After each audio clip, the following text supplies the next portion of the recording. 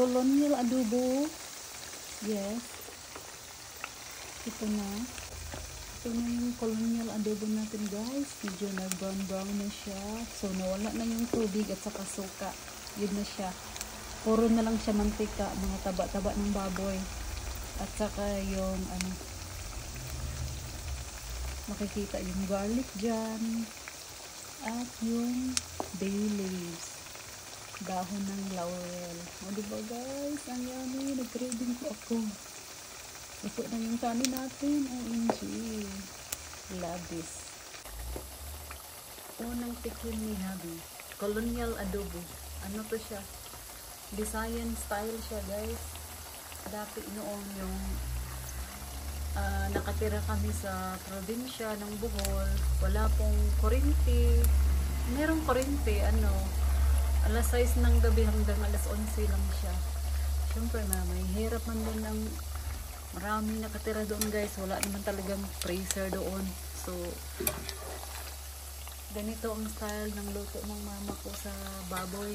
At saka sa tuwing fiesta, ganito talaga ang luto nila.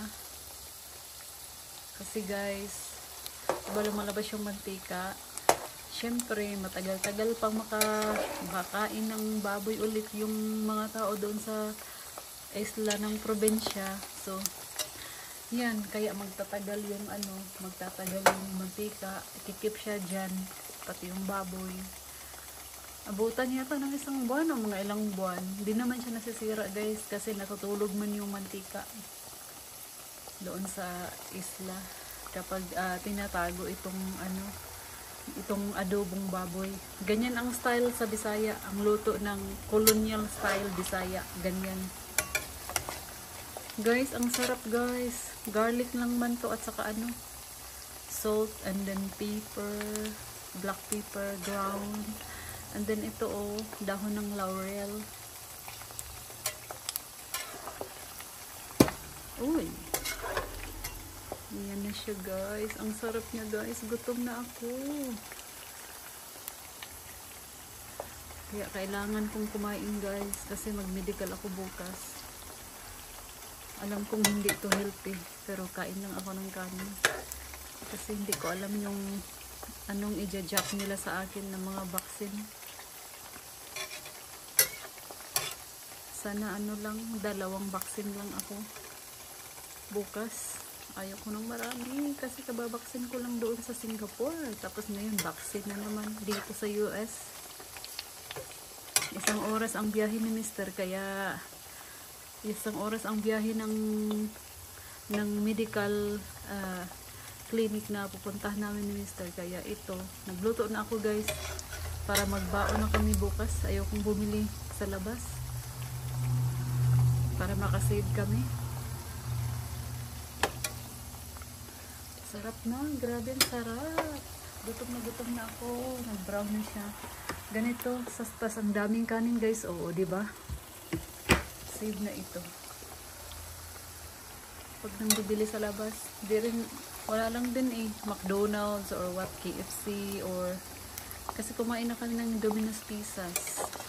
Natikman ko na, so mas maganda pa yung lutong bahay, talaga masarap.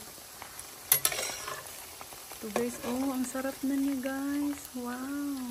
Unang tikim ni Mister ng colonial adobo style ng pagluto. Ay, at saka ipapakita ko rin kay mother to.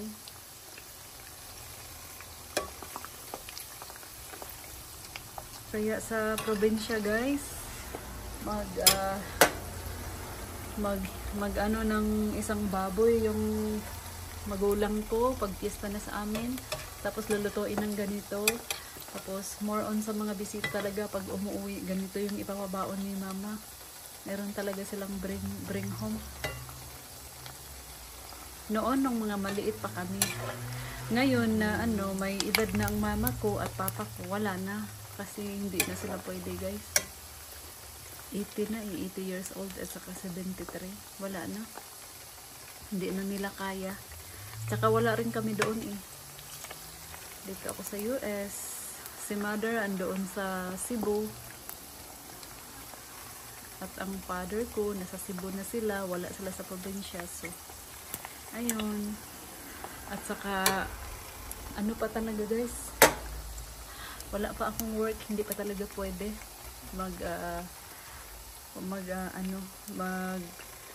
magkaroon ng handa. Kasi, wala pa akong work eh. Wala akong maibigay.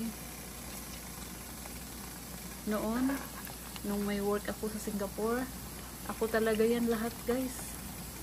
Yung sa mga inuman, sa pagkain, ganon, bibili ng bigas sa akin lahat, yung baboy, ganon.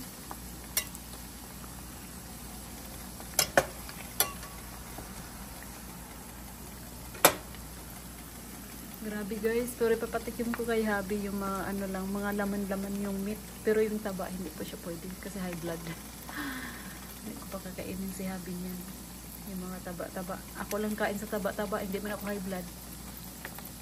At saka dapat kumain ako ng marami kasi para tataba ako at hindi ako lalamigin dito. Sobrang lamig na talaga dito guys sa Minnesota. Grabe ang lamig dito.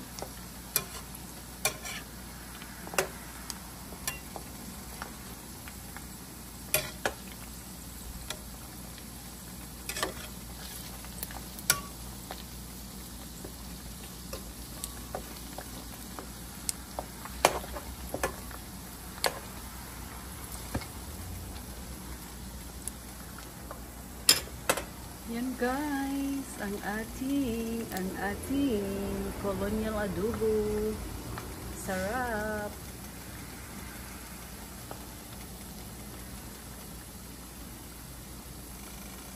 Tama na yan.